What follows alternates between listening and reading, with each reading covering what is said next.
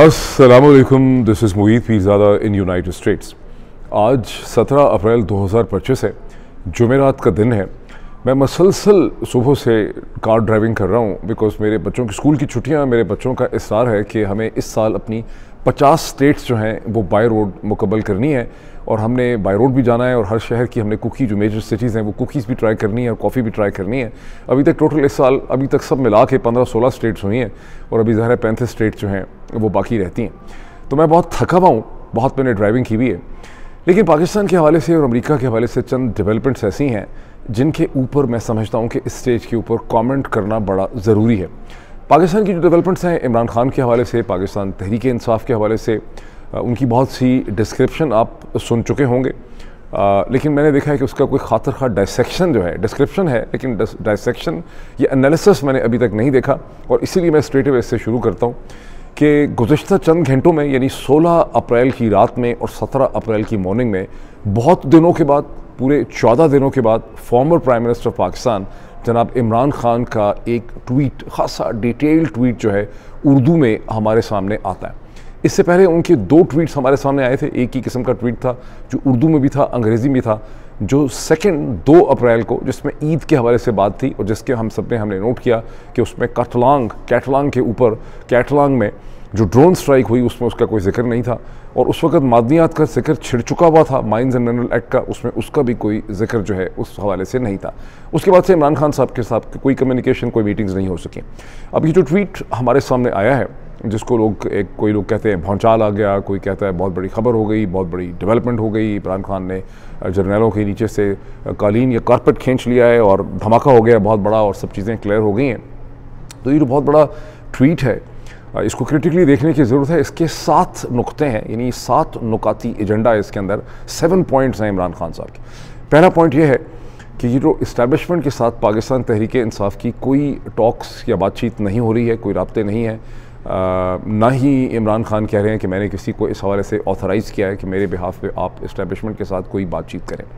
फिर वो कहते हैं कि अली अमीन गंडापुर और आसिम सवाती साहब ज़ाती तौर पर एक ऐसी नेगोशिएशन या टॉक्स कर रहे हैं, लेकिन मैं समझता हूँ कि ऐसी टॉक्स जो हैं वो बेसूद है, बिकॉज दूसरी साइड जो है वो इन टॉक्स को महज एक टाइम बाइंग के लिए, वक्त ख़रीदने के लिए इस्तेमाल करती है और उनकी कोई सिंसेरिटी इसके अंदर जो है वो नहीं होती। फिर इसमें इसका एक सब पॉइंट, एक छोटा पॉइंट ये भी है कि अगर टॉक्स हों इस्टेब्लिशमेंट के साथ, यानी जर्नैल साहिबान GHQ के साथ, क्योंकि आपको पता है मैं इस्टेब्लिशमेंट समझता ही नहीं इसको, तो जर्नैलों के साथ या जनरल आसिम मुनीर साहब के टोले के साथ अगर कोई बातचीत हो तो वो बेसिकली पाकिस्तान के मुफाद में, पाकिस्तान के आइनी ढांचे के लिए, रूल ऑफ लॉ के लिए, कॉन्स्टिट्यूशन के लिए होनी चाहिए, ना इसके कि वो इमरान खान की रिहाई, इमरान खान की अहलिया जो है, उनके ख़ानदान की, इमरान खान की अहलिया की रिहाई के हवाले से ऐसी कोई बातचीत जो है वो नहीं होनी चाहिए। ये पॉइंट 1 है और उसके सब पॉइंट्स हैं। दूसरा पॉइंट बड़ा इंटरेस्टिंग है, वो कहता है कि माइंस एंड मिनरल एक्ट जो है उसके ऊपर खैबर पख्तून, जब तक खैबर पख्तूनख्वा के चीफ मिनिस्टर अली अमीन गंडापुर और उनके सीनियर जो रफ़ाकार हैं, जो टीम है, वो उस पर मुझे एक कॉम्प्रिहेंसिव ब्रीफिंग नहीं देती, यही उसका मतलब समझ आता है। कोई लैंग्वेज थोड़ी सी उसकी मुबहम है, लेकिन मतलब उसका यही है कि जब तक इमरान खान को, यानी मुझे, उसके हवाले से एक कॉम्प्रिहेंसिव तफसीली ब्रीफिंग नहीं मिलती, इस पर कोई पेशरफ जो है वो नहीं हो सकती। इस सेकंड पॉइंट से बहुत से इंटरेस्टिंग सवाल जहन पे पैदा होते हैं, क्योंकि 2 अप्रैल को तो अली अमीन गंडापुर की, आज़म सवाती की, बैरिस्टर सैफ की इमरान खान से मुलाकात होती है, तो क्या उन्होंने उन्हें मादनियात के बिल के हवाले से कुछ नहीं बताया? हम जानते हैं उसके चंद दिनों के अंदर अंदर ही वही टाइम पीरियड है जिसमें बहुत जल्दी से खैबर पख्तूनख्वा की कैबिनेट से इस बिल को अप्रूव करके असम्बली के सामने रख दिया गया। ये एक इंपॉर्टेंट नुकता है, इसे समझना बहुत ज़रूरी है। फिर उसके बाद क्वेश्चन ये है कि आपको याद है कि सिर्फ 2-2.5 दिन पहले, मैक्सिमम 3 दिन भी पूरे नहीं हुए, जब पार्टी के सेक्रेटरी जनरल या जनरल सेक्रेटरी सलमान अकरम राजा साहब अपीयर होते हैं एक तफसीली डिस्कशन में एक प्रोमिनेंट टेलीविज़न एंकर पर्सन शिफा यूसुफजई साहिबा के साथ, जहाँ पर सलमान अकरम राजा बरमला ये कहते हैं और वो उनसे बार बार पूछती हैं, वो भी पीछे पड़ जाती हैं कि जनाब क्लियर करें। तो सलमान अकरम राजा जो हैं वो ये क्लियर करते हैं कि पार्टी की पोजीशन ये है, हमारा एक कंसेंसस ये है कि चूँकि ये बिल बहुत अहम है और इमरान खान इस बिल को पोस्टपोन करना चाहिए, इसको डिले करना चाहिए। जब इमरान खान रिहाई पाएँ और इमरान खान रिहाई पाने के बाद इस पे एक वाइडर कंसल्टेशन कर सकें, इसको समझ सकें, उसके बाद ही इस बिल के किसी अप्रूवल की बात हो सकती है। और ये चीज़ उनसे शिफा यूसुफजई 2 दफ़ा पूछती हैं। अब इमरान खान का अपना ट्वीट जो है वो सलमान अकबर राजा ने पाकिस्तान तहरीक इंसाफ की जो कंसेंसुअल पोजीशन दी थी उसे इमरान खान का ट्वीट जो है वो कॉन्ट्राडिक्ट कर रहा है। और इस पे जितने लोगों ने सुबह से मैंने उनके कमेंट्स देखे हैं उन्होंने इस इम्पोर्टेंट नुक्ते को, इस डिफरेंस को, इस पॉइंट ऑफ डिस्टिंक्शन को उन्होंने नज़रअंदाज कर दिया है। मैं हैरान हूँ कि उन्होंने इतना इम्पोर्टेंट पॉइंट जो है वो क्यों नज़रअंदाज कर दिया है। तीसरा उनका जो पॉइंट है वो ये है कि 7 महीने हो गए मेरे रफ़क़ाए कार जो हैं, जो मेरे पार्टी के लीडर्स हैं, उनके साथ मेरी कोई कम्युनिकेशन या बातचीत जो है वो नहीं हो सकी। वैसे उनकी अब उसमें रफ़क़ाए कार में फिर अली अमीन गंडापुर के साथ, बैरिस्टर सैफ के साथ, आज़म सवाती के साथ, बहुत से और लोगों के साथ तो उनकी हो रही है इस 7 महीने में, लेकिन वो कह रहे हैं कि नहीं हो रही। और अब 1 महीने से मेरे घर वालों के साथ भी नहीं हो रही। और उन्होंने कहा कि मैं अपनी कानूनी लीगल टीम को मैं ये कह रहा हूँ कि जेल के हुकाम जो हैं उनके ख़िलाफ़ एक कंटेम्प्ट की पिटिशन जो है वो हाई कोर्ट में मूव करें। मुझे ये पॉइंट भी बड़ा अजीब व गरीब किस्म का लग रहा है। अजीब गरीब इसलिए लग रहा है कि इसमें कोई फंक्शनैलिटी नहीं है। मतलब अगर जेल में, ज़ाहिर है कि जेल के हुकाम जो हैं वो ख़ुद से तो कुछ कर नहीं रहे, और जो लोग ये सब कुछ कर रहे हैं उनके ख़िलाफ़ कोई कंटेम्प्ट पिटिशन हो नहीं सकती। और अदालतें वैसे ही बिल्कुल जो है वो कमज़ोर हैं। अगर बैरिस्टर सलमान सफ्दर की आप ब्रीफिंग देखें जो उन्होंने सुप्रीम कोर्ट के बाहर खड़े होकर बात की, तो उन्होंने कहा कि हमें तो जब तक जस्टिस आमिर फ़ारूक थे chief justice Islamabad high court, तो कम से कम हमारे केसेस लग जाते थे, हम शोर मचाते थे। अब तो हमारे केसेस लग नहीं रहे। अगर हमें सिर्फ 30 मिनट जज साहिबान दे दें तो जो बच्चे कुछ 8-9 केसेस हैं वो भी ख़त्म हो जाएंगे। लेकिन यहाँ से इमरान खान ये कह रहे हैं कि एक कंटेम्प्ट की पिटिशन जो है वो डाल दें जेल अथॉरिटीज़ के ख़िलाफ़, चूँकि वो मेरी मुलाकात नहीं होने देते और 7 महीने से मुलाकात मेरी पॉलिटिकल पार्टी कम्युनिकेशन नहीं हो रही, तो इसके लिए आप एक कंटेम्प्ट की मैंने कह दिया कि पिटिशन डाल दें। तो मुझे बड़ा हैरानगी है कि इमरान खान की या तो जजमेंट बहुत कमज़ोर हो गई है या ये इमरान खान का पॉइंट नहीं है। बहरहाल इसका फ़ैसला आप बेहतर कर सकते हैं। पॉइंट नंबर 4 क्या है, और इसी में वो कहते हैं कि नवाज़ शरीफ की तो बहुत ज़्यादा मीटिंग्स होती थी, उसको बहुत आसानी होती। मुझे ये पॉइंट भी बड़ा अजीब लग रहा है, बिकॉज़ ये बिल्कुल पॉपुलर किस्म की जो सड़क पे बातें हो रही हैं ये उसी किस्म की बातें हैं। इसमें कोई ऐसी ख़ास बात नहीं है जिसको आप कहें कि इतना इंपॉर्टेंट ये ट्वीट है तो इसमें ये बात होगी, कि तो सब लोग इस तरह की बातें कर रहे हैं। पॉइंट नंबर 4 ये है कि अफ़गान रिफ्यूजीज़ के साथ जो कुछ किया जा रहा है ये एक बहुत ही अफसोसनाक किस्म की सूरत हाल है और इससे हालात बेहतर नहीं होंगे। जिस तरह से अफ़गान हुकूमत के साथ बातचीत की जा रही है इससे भी हालात बेहतर नहीं होंगे। और खैबर पख्तूनख्वा की असम्बली को चाहिए कि एक रेजोल्यूशन पास करें कि अफ़गान रेफ्यूजीज़ का जो एग्जोडस है पाकिस्तान से, उनको निकालने का जो प्रोसेस है, इसमें इसको स्लो डाउन किया जाए ताकि इसको जो शिद्दत से किया जा रहा है इसकी शिद्दत रोकी जाए। और खैबर पख्तूनख्वा की असम्बली एक रेजोल्यूशन के ज़रिए फ़ेडरल गवर्नमेंट को ये भी कहे कि आप खैबर पख्तूनख्वा की गवर्नमेंट यानी CM अली अमीन की जो गंडापुर की हुकूमत है उसे अफ़गान तालिबान के साथ डायरेक्ट नेगोशिएशन करने की इजाज़त होनी चाहिए। ये पॉइंट्स भी इसलिए इम्पोर्टेंट हैं कि खैबर पख्तूनख्वा की हुकूमत पहले ही कह रही है कि हम रेफ्यूजीज़ का इस तरह से हम उनको निकालेंगे भी नहीं जिस तरह से पंजाब कर रहा है या सिंध कर रहा है, क्योंकि ये हमारी रवायात और हमारे कल्चर के ख़िलाफ़ है। ये आपसे चंद दिन पहले अली अमीन गंडापुर ने कहा भी था, मैंने उसका अपने एक वीलॉग के अंदर तस्करा भी किया था। और ये कि वो अरसे से ये चाह रहे हैं कई हफ़्तों से कि उन्हें अफ़गान तालिबान के साथ डायरेक्ट नेगोशिएशन करने की इजाज़त मिलनी चाहिए, लेकिन Pakistan foreign office and Shahbaz Sharif Zardari regime जो है इसकी उनको इजाज़त नहीं दे रहा। तो ये जो नुक्ता है पॉइंट नंबर 4, इसमें दर हकीकत इमरान खान CM अली अमीन गंडापुर की जो अपनी पॉलिटिकल रिक्वायरमेंट है उसको सपोर्ट करते, ये पूरा करते हुए हमें नज़र आते हैं, उसके पीछे अपना वज़न डालते नज़र आते हैं। पॉइंट नंबर 5 ये है कि इलेक्शन ट्रिब्यूनल्स जो हैं वो बिल्कुल बेकार और बेसूद हो चुके हैं। इसलिए मैं ये मुतालबा करता हूँ कि चीफ खैबर पख्तूनख्वा की असम्बली जो है वो chief justice Peshawar high court के ऊपर ये ज़ोर दे, ये रेजोल्यूशन डाले, एक रेजोल्यूशन पास करे कि chief justice Peshawar high court जो हैं वो ट्रिब्यूनल्स जो हैं उनको हुक्म दें कि वो PTI के जो केसेस हैं उनको फौरी तौर पे उसको रिजॉल्व करें। Under this set of circumstances क्या ये प्रैक्टिकल है? क्या इससे कोई फ़र्क पड़ेगा? क्या ऐसा कर सकेगा? ऐसा हो सकेगा सिर्फ खैबर पख्तूनख्वा की हद तक? ये सवाल मैं खैबर पख्तूनख्वा के अंदर बहुत से लोग जो पॉलिटिकल डायनामिक्स को प्रैक्टिकली देखते हैं मैं ये उनके ऊपर छोड़ देता हूँ। पॉइंट नंबर 6 ये है कि पार्टी के अंदर जो बहुत से लोगों के डिस्प्यूट्स हैं उन्हें पब्लिकली डिस्कस करने से पार्टी को नुकसान होता है, ऐसा ना करें। और फिर 7वां पॉइंट ये है, जो 7वां नुकता है, ये है कि पाकिस्तान तहरीक इंसाफ अकेली भी एक तहरीक चला सकती है प्रोटेस्ट की, एहतजाज की, लेकिन हम चाहते हैं कि हम बाकी सारी जमातों को साथ लेकर चलें। ये हमारा असूली फ़ैसला है और इस मौके पर ये बहुत ज़रूरी है पाकिस्तान की तारीख के लिए। अब मैंने थोड़ा तो एनालिसिस साथ भी कर दिया है, लेकिन अब इसका थोड़ा ज़्यादा भी हम कुछ कमेंट्स इसके देख लें कि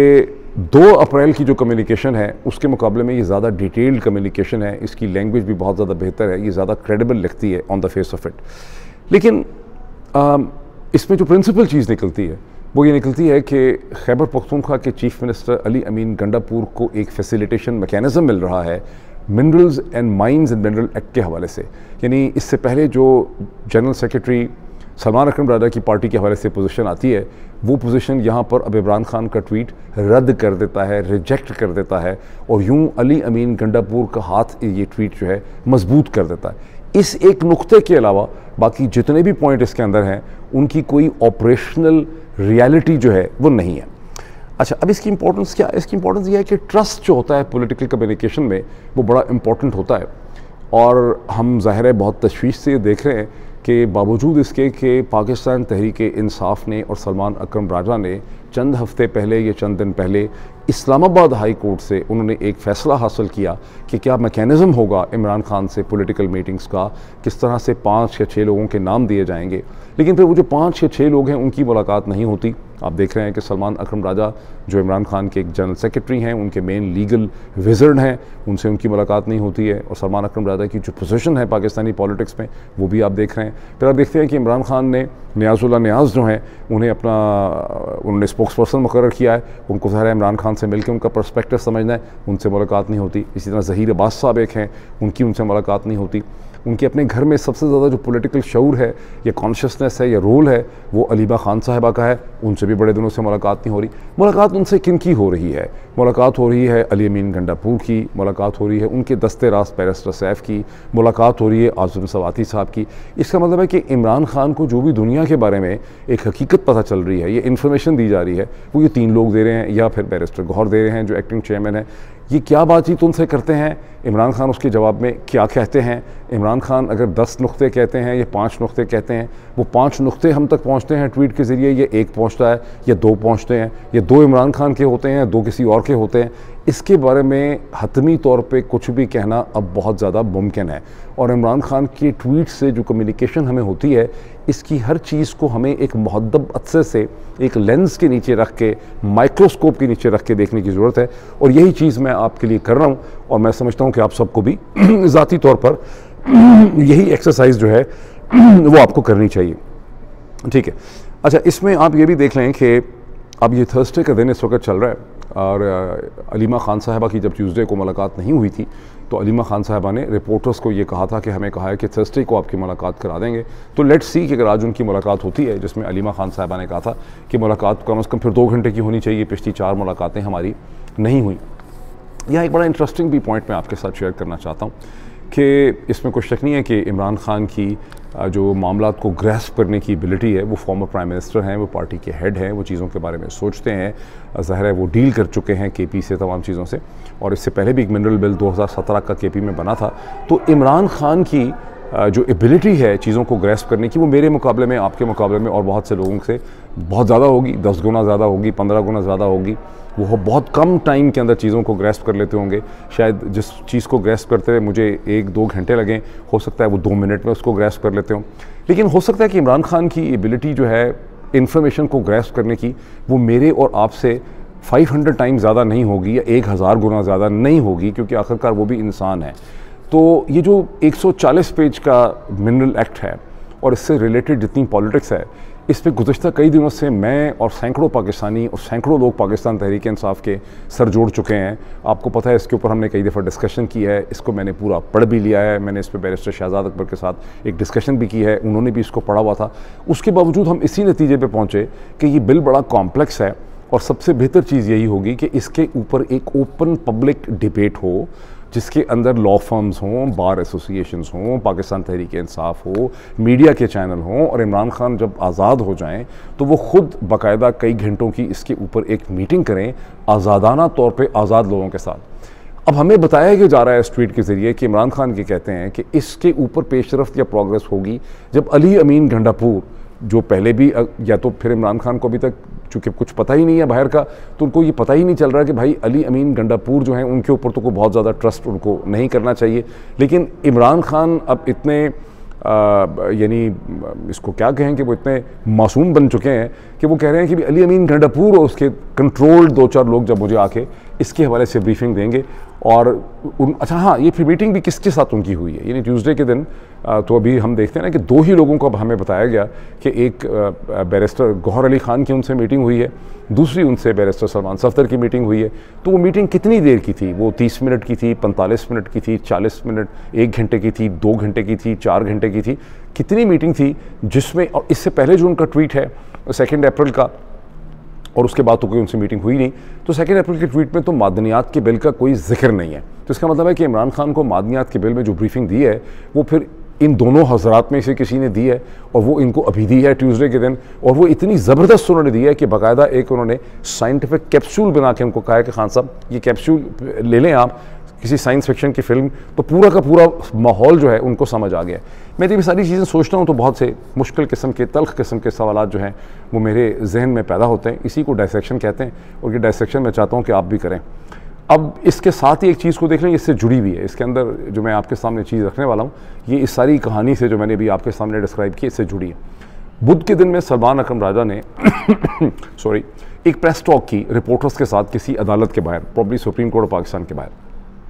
जिसमें जो रिपोर्टर्स ने बड़े अजीब अजीब उनसे सवाल पूछे, और उनके जो सवालात थे मतवातर या तवातर से जो सवाल पूछ रहे थे, उससे मेरे जहन में सवाल पैदा हो रहा था कि क्या ये रिपोर्टर्स इतने ही बेवकूफ़ और नादान हैं, या ये है कि कोई मजबूरी इन रिपोर्टर्स की इस किस्म की है कि बार बार इस किस्म के सवालात पूछ रहे हैं जिनके जवाब उनको खुद से पता होने चाहिए। सलमान अकरम राजा से इनके जवाब क्यों पूछ रहे हैं? बहरहाल उनसे रिपोर्टर्स ने कहा कि जनाब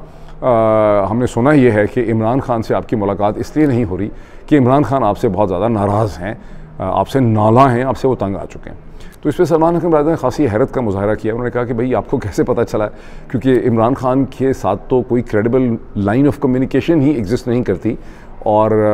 कौन उन तक पहुंचता है, जिन लोगों से उनकी मुलाकात होनी चाहिए उनसे नहीं हो पाती, कोई और लोगों से जाके मुलाकात कर लेते हैं। वो इमरान खान को क्या बताते हैं, इमरान खान उनको क्या कहते हैं, वो वापस आके किसी को क्या बताते हैं, इस तमाम चीज़ की सेहत के ऊपर बहुत ज़्यादा शक है, इसमें कोई क्रेडिबिलिटी नहीं है। फिर उनसे सवाल पूछा गया कि जनाब फवाद चौधरी साहब ने ये बताया, वो भी उनकी अपनी तो शायद मुलाकात नहीं हुई, लेकिन उनके भाई साहब जो हैं, जो वकील हैं इमरान खान के, फैसल चौधरी, उनकी शायद मुलाकात हुई है। उन्होंने भी बताया कि इमरान खान जो हैं वो आपको शायद हटाना चाहते हैं और आपसे बहुत ज़्यादा तंग है। उस पर भी सलमान अकरम राजा साहब ने पेनस्टेकिंगली वही एक्सप्लेनेशन दोबारा दी। फिर उनको कहा गया कि पार्टी के तमाम लोग जो हैं, यानी इशारा ये था कि बैरिस्टर गौहर, अली अमीन गंडापुर, ये तमाम लोग जो हैं ये आपसे बड़े तंग हैं, और अब इमरान खान को वो कह रहे हैं कि आपको हटा दिया जाए और आपको बहुत जल्दी पाकिस्तान तहरीक इंसाफ की इस पोजीशन से आपको फारिग कर दिया जाएगा। इस पर सलमान अकरम राजा साहब ने एक बड़ा दंधा शिकन का इसका जवाब दिया। उन्होंने कहा पहले तो मेरा ख्याल है कि बात सही नहीं है, मुझे नहीं लग रहा कि ऐसी कोई चीज़ हो रही है, और अगर ऐसा हो भी जाए तो मैं हमेशा से वकालत करता रहा हूँ। और उन्होंने उनको नहीं बताया रिपोर्टर्स को कि भाई मैं पाकिस्तान का सबसे महंगा वकील हूँ, एंड अमंग पाकिस्तान के जो सबसे महंगे 2-3-4 वकील हैं पिछले 20 बरस में, उनमें मेरा भी शुमार होता है। उन्होंने सिर्फ बहुत ही हम्बली ये कहा कि मैं ह्यूमन राइट्स के हवाले से, कॉन्स्टिट्यूशन के हवाले से अपनी वकालत करता रहा हूँ, मैं वकालत करता रहूँगा, और अगर ऐसा कुछ होगा भी, मेरा नहीं ख्याल कि ऐसा कुछ हो रहा है, तो इससे कोई बहुत ज़्यादा मेरी सेहत के ऊपर फ़र्क नहीं पड़ेगा। अब उनसे किसी ने ये भी सवाल पूछा कि ये तो इमरान खान ने कहा ऐसा। अब ये पता नहीं, ये रिपोर्टर्स बेचारे, अल्लाह माफ़ करे, इनके हाल किस किस्म के हैं। मैंने आपको शुरू में कहा ना कि या तो कॉमन सेंस की कमी है या इनकी मजबूरी है। तो उन्होंने कहा कि ये तो जो कुछ भी है ये तो हम इमरान खान ने कहा है। अब अंदाज़ा लगाएं इमरान खान अभी कैसे पता चला है, बेचारा सलमान अकरम राजा यही तो आपको कह रहा है कि there is no way of confirming this thing कि सब कुछ जो आप मुझे सुना रहे हैं ये इमरान खान ने कहा है। उसने कहा कि नहीं, ये तो देखें बैरिस्टर गौहर ने आके बताया कि इमरान खान ने कहा है, तो आप बैरिस्टर गौहर पर ट्रस्ट नहीं करते। उस पर सलमान अकरम राजा, बीइंग सलमान अकरम राजा, आपको पता है वो सियासतदानों की तरह की बात नहीं करते। उन्होंने कहा कि मैं बैरिस्टर गौहर से बात करता रहता हूँ, उनसे मैं बात कर लूँगा, मैं इसके ऊपर मज़ीद कोई कमेंट जो है वो नहीं करना चाहता। अब मेरा ख्याल है कि यहाँ पे खासी आपको अंडरस्टैंडिंग हो गई होगी कि सूरत हाल जो है वो है क्या। अब इमरान खान साहब का जो मैसेज है उसके बारे में जो ट्यूसडे को मुलाकात तो हमें यही बताया गया ना, क्योंकि या बैरिस्टर गौहर के साथ हुई है या फिर सलमान सफ्दर साहब के साथ हुई है। सलमान सफ्दर साहब जो हैं वो एक गैर सियासी किस्म के वकील हैं। आप उनकी अगर स्टेटमेंट्स देख लें तो वो प्रोफेशनल हैं, वो पीटीआई के कोई कार्ड कैरिंग मेंबर नहीं है। मेरी भी एक आध दफ़ा उनसे बात हुई थी। वो सिर्फ लॉ के हवाले से और केसेस के हवाले से बात करते हैं, वो पीटीआई की सियासत के हवाले से कोई ज़्यादा बात नहीं करते। और वेडनेसडे का दिन जो है, बुध का दोपहर को, मेरा ख्याल है कोई तकरीबन 2 और 3 बजे के दरमियान सुप्रीम कोर्ट के बाहर उन्होंने रिपोर्टर्स के साथ बातचीत की, जिसमें उन्होंने कहा कि मुझे अभी सुप्रीम कोर्ट से मैंने एक डायरेक्टिव हासिल किया है, मैं जेल जा रहा हूँ, 3 बजे मेरी वहाँ पे हो सकता है कि इमरान खान से मेरी मुलाकात होगी, वो मुलाकात पता नहीं हुई है या नहीं हुई, मुझे नहीं पता, लेकिन उन्होंने कहा कि मैंने सुप्रीम कोर्ट को कंप्लेन की है कि मेरे बहुत से केसेस हैं, मुझे इमरान खान से डिस्कशन और कंसल्टेशन करनी होती है, लेकिन जैसे ही मुलाकात शुरू होती है जेल वाले ऊपर से बुलावा आ जाता है कि जनाब वक्त आपका ख़त्म हो गया, हमारी बातचीत केस के हवाले से नहीं हो पाती और मुझे अब सुप्रीम कोर्ट ने ये डायरेक्टिव दिया तो मैं इस हवाले से मिलने के लिए उनको जा रहा हूँ। अब इससे आप अंदाज़ा लगा सकते हैं कि ट्यूसडे को उनकी जो मीटिंग हुई है वो समझ रहे हैं कि मेरी मीटिंग तो पूरी हुई ही नहीं, तो मैं अपने केसेस डिस्कस कर ही नहीं सका। तो इसका मतलब है कि जो पॉलिटिकल कम्युनिकेशन हुई है मादनियात के बिल के हवाले से, ये कम से कम बैरिस्टर सलमान सफ्तर के हवाले से तो नहीं हुई हुई है, ये फिर किसी और के हवाले से हुई होगी, तो बाकी बच जाते हैं बैरिस्टर गौहर, तो उन्हीं के हवाले से हुई होगी। तो मेरा ख्याल है कि जो सारी तफसीलात मैंने आपके सामने रखी हैं, डायसेक्शन एंड डिटेल्स, इसके नतीजे में अब आप लोग अपनी 2+2 हासिल कर सकते हैं इसके हवाले से। अब एक क्विकली मैं डोनाल्ड ट्रंप, 20 मिनट हो गए हैं, तो डोनाल्ड ट्रंप जो है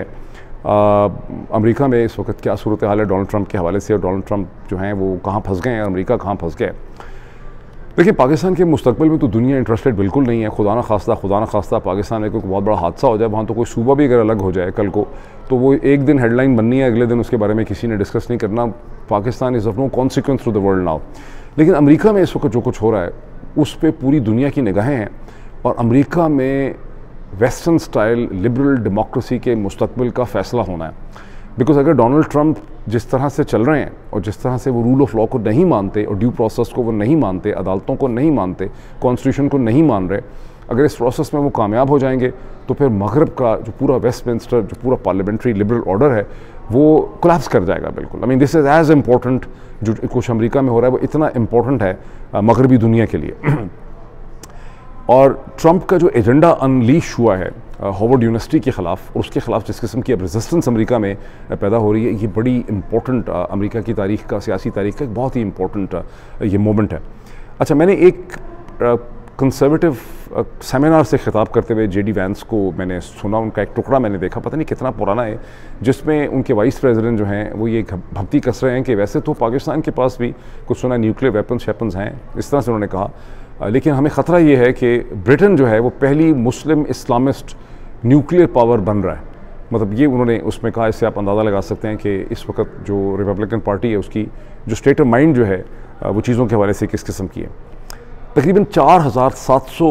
फॉरेन स्टूडेंट्स ऐसे हैं अमेरिका की यूनिवर्सिटियों में जिनका जो डेटा है वो आइस, इमिग्रेशन, कस्टम्स इन्फोर्समेंट के डेटा एक्सचेंज प्रोग्राम से गुम हो गया,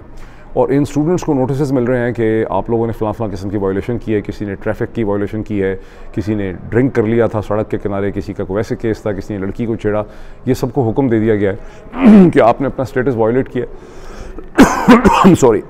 आप अमेरिका छोड़ के चले जाएँ। खौफ व हरास है एक। बॉर्डर्स के ऊपर लोगों को तंग किया जा रहा है, कैनेडियन बॉर्डर के ऊपर इवन अमेरिकन सिटीजन्स को रोका जा रहा है, और ये सब जिनको रोका जा रहा है ये या तो मुसलमान है या मिडिल ईस्टर्न है, समथिंग लाइक दैट। बीवियाँ भी उनकी हालांकि अमेरिकन हैं सॉरी माफ़ कीजिएगा खांसी की वजह से। जैसे जैसे ये वाक़यात रिपोर्ट हो रहे हैं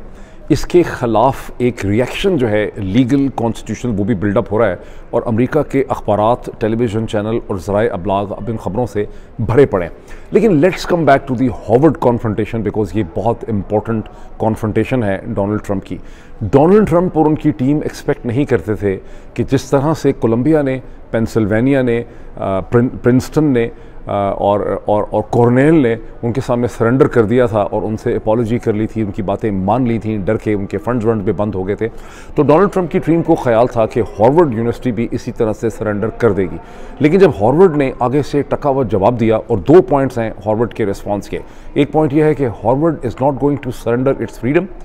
Harvard is not going to surrender its freedom. दूसरा पॉइंट है Harvard is not going to relinquish its constitutional rights. यानी हार्वर्ड एक तो डोनाल्ड ट्रंप के सामने अपनी आज़ादी, जो उसकी कम्युनिटी की फ्रीडम है, उसको भी ख़त्म नहीं करेगा, उस पर सरेंडर नहीं करेगा, कॉम्प्रोमाइज़ नहीं करेगा स्टूडेंट्स के ऊपर, फैकल्टी के ऊपर। और दूसरा ये है कि हमारे जो कॉन्स्टिट्यूशनल राइट्स हैं अमेरिका के आइन के अंदर, हम आखिरी वक्त तक उसको डिफेंड करेंगे और हम किसी भी तरह से अपने कॉन्स्टिट्यूशनल राइट से पीछे नहीं हट रहे। इसका मतलब है कि हम लड़ेंगे, और हम हर कोर्ट में लड़ेंगे, हर पॉइंट के ऊपर लड़ेंगे, और हम supreme court of United states में लड़ेंगे। और ये वो यूनिवर्सिटी कह रही है जिसने एक तरह से अमेरिका का लॉ बनाया हुआ है। अमेरिका की हर लॉ फर्म के अंदर, अमेरिका की हर कोर्ट के अंदर आपको एक हार्वर्ड का एलुमनाई मिलेगा। अमेरिका का लॉ एक तरह से has made in Harvard law school. अच्छा, अब ये वो कहानी है।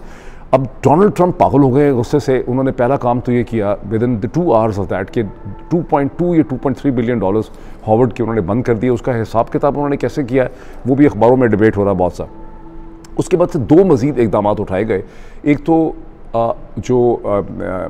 इंटरनल रेवेन्यू सर्विस है IRS, उसको ये हुक्म दिया गया कि हार्वर्ड यूनिवर्सिटी का जो टैक्स एग्जम्पशन स्टेटस है इसे ख़त्म कर दिया जाए। अच्छा, ये बड़ी इंटरेस्टिंग बात है क्योंकि प्रेसिडेंट इस किस्म का कोई हुक्म IRS को दे नहीं सकते, और ये देने के फ़ौरन बाद उनको एहसास हो गया और वाइट हाउस की टीम ये कह रही है कि नहीं, ये दरअसल IRS पहले से ही इस किस्म का कुछ कर रहा था, हार्वर्ड ने कोई इरेगुलरिटीज़ की भी थी। और ये बहुत मुश्किल है कि ज़ाहिर है इस पर जो लीगल केस होगा उसके बारे में लीगल एक्सपर्ट ये है कि ये हार्वर्ड के चांसेस बहुत ज़्यादा है कि प्रेसिडेंट को इसमें नाकामी होगी और IRS हार्वर्ड से उसका टैक्स एग्जम्पशन स्टेटस छीन तो सकता है प्रेसिडेंट के दबाव में, लेकिन अल्टीमेटली कोर्ट्स इसको बहाल कर देंगी। अदरवाइज़ आप देख लें कि डोनाल्ड ट्रंप किस लेवल पे जा चुके हैं।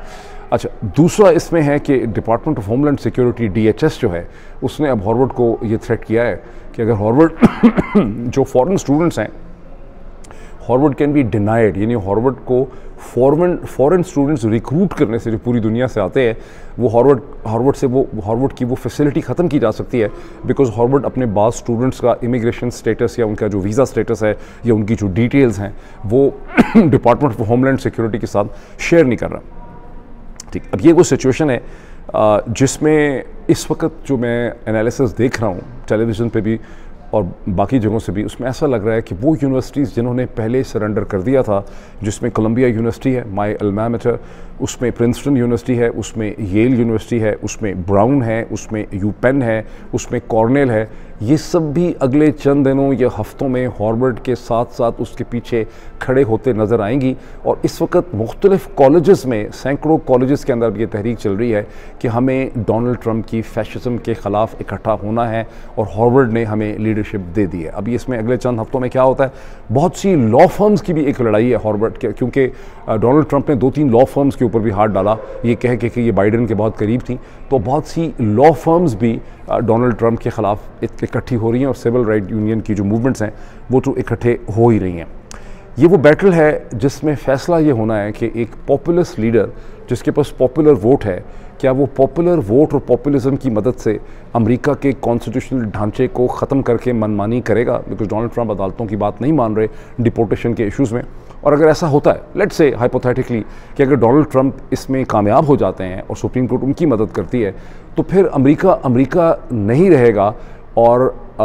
अमेरिका की जो सारी डेमोक्रेसी है वो एक डिफरेंट डायरेक्शन में चली जाएगी। ठीक, वो एक अलग डिबेट है, मैं आपके सामने रखता रहूँगा। अच्छा, ट्रेड के हवाले से डोनाल्ड ट्रंप खासी मुश्किल में नज़र आ रहे हैं। उसकी वजह मैं आपको बताता हूँ। पहली तो बात यह है कि डोनाल्ड ट्रंप की टीम ने अब ये खुल्लम खुल्ला कहना शुरू कर दिया है कि चीन जो है उसे हमें एक काउंटर प्रपोजल हमें उन्हें पेश करना चाहिए। यानी पहले वो एक्सपेक्ट कर रहे थे कि चीनी घबरा जाएंगे, घबरा के चीनी इनको कांटेक्ट करेंगे, वो कहेंगे शी जिनपिंग के साथ आपकी समिट मीटिंग करवाते हैं, ये फ़ोन कॉल करवाते हैं। वो जब नहीं हुआ और तो अपने मुंह से उन्होंने कह दिया है कि जी आप हमें एक काउंटर प्रपोजल दें। वो काउंटर प्रपोजल भी चीनी नहीं दे रहे। तो इससे आप अंदाज़ा लगा सकते हैं कि कितनी फ्रस्ट्रेशन जो है, कम से कम एनालिसिस यही है कि खासी फ्रस्ट्रेशन डेवलप कर गई है वाइट हाउस के अंदर। कुछ एनालिस्ट को मैंने सुना वो ये भी कहते हैं कि डोनाल्ड ट्रंप से जो बेसिकली मिस जजमेंट हो गई है वो ये हुई है कि गुज़श्ता 9-10 बरस में चीनी तैयार थे और उन्होंने अपनी एक्सपोर्ट रिलायंस, वैसे उनकी अभी भी सबसे बड़ी मार्केट अमेरिका ही है, लेकिन उन्होंने अपनी एक्सपोर्ट रिलायंस कम कर दी अमेरिका पे और रीजन्स में बढ़ा दी, और उनकी डोमेस्टिक कंजम्पशन या डोमेस्टिक मार्केट जो है जो चीज़ों को एब्जॉर्ब करती है चीन के अंदर, वो खासी बड़ी हो गई है और उनकी रीजनल कनेक्टिविटी पहले से कहीं ज़्यादा बेहतर है। इसलिए जिस तरह से डोनाल्ड ट्रंप सोच रहे थे कि वो फौरी तौर पे नर्वस हो जाएंगे, सरेंडर कर देंगे, वो ऐसे किसी मूड में नज़र नहीं आ रहे। लेकिन डोनाल्ड ट्रंप ने गुज़श्ता 24 घंटों में एक और भी ऐसी चीज़ की है जिससे उनकी डेस्परेशन पता चलती है। अमेरिका और जापान के दरमियान में एक बड़े लो लेवल के ट्रेड नेगोशिएशन का पहला राउंड हो रहा था, जहां एक जापानीज़ अननोन मिनिस्टर अकाज़ावा ऐसा उनका नाम था, जो प्राइम मिनिस्टर की जूनियर तरीन कैबिनेट मेंबर हैं, वो उसको लीड कर रहे थे। और डोनाल्ड ट्रंप उसने गेट क्रैश किया और वो उस नेगोशिएशन मीटिंग में चले गए। और उसके बाद उन्होंने बाहर निकल के कहा कि this was a great moment, बड़ी ज़बरदस्त मेरी बातचीत हो गई है, सारे मामला जो हैं वो ठीक हो रहे हैं। हालांकि जापानीज़ साइड ने उसके बाद जो अपनी प्रेस ब्रीफिंग की उसमें कोई डिटेल्स उन्होंने शेयर नहीं की। उन्होंने सिर्फ ये कहा कि ये हमारा पहला मीटिंग का राउंड था और ये बिल्कुल एक फैक्ट फाइंडिंग किस्म का मिशन था। इससे भी एनालिस्ट ये कहते हैं कि डोनाल्ड ट्रंप की इस वक्त जो एक डेस्परेशन है ट्रेड के मामला में वो पता चल रही है, बिकॉज उन्होंने जो सोचा था कि दुनिया सारी सिजदा करेगी मुझे, वो उस तरह से भी चीज़ें जा नहीं रही। अभी इतना ही, फिर आपसे मुलाकात होती है।